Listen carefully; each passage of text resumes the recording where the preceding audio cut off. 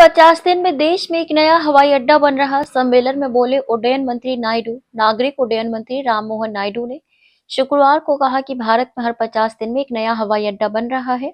हवाई अड्डा बनने की ये गति दुनिया के किसी देश के लिहाज से अभूतपूर्व है। 2 दिवसीय सीआईआई पार्टनरशिप समिट 2025 को संबोधित करते हुए मंत्री ने कहा कि आंध्र प्रदेश में वर्तमान में 7 हवाई अड्डे हैं। राज्य में इतनी संख्या में हवाई अड्डे बन भी रहे हैं।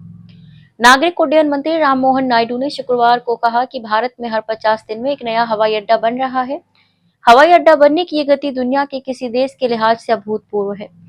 2 दिवसीय सीआईआई पार्टनरशिप समिट 2025 को संबोधित करते हुए मंत्री ने कहा कि आंध्र प्रदेश में वर्तमान में 7 हवाई अड्डे हैं। राज्य में इतनी संख्या में हवाई अड्डे बन भी रहे हैं। नायडू ने कहा कि हर 50 दिन में हम एक नया हवाई अड्डा खोल रहे हैं। हवाई अड्डों के निर्माण, यात्री क्षमता और विमानन के कई अन्य क्षेत्रों में हमें इसी तरह की सफलता मिली है।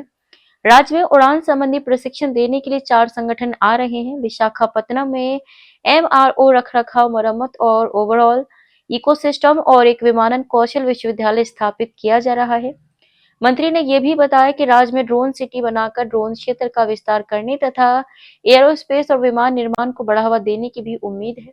आपको बताते चलें कि पिछले 1 दशक में भारत में विमान यात्रा में काफी बढ़ोतरी दर्ज की गई है। इस दौरान भारत विश्व का तीसरा सबसे बड़ा घरेलू विमानन बाजार बनकर उभरा है।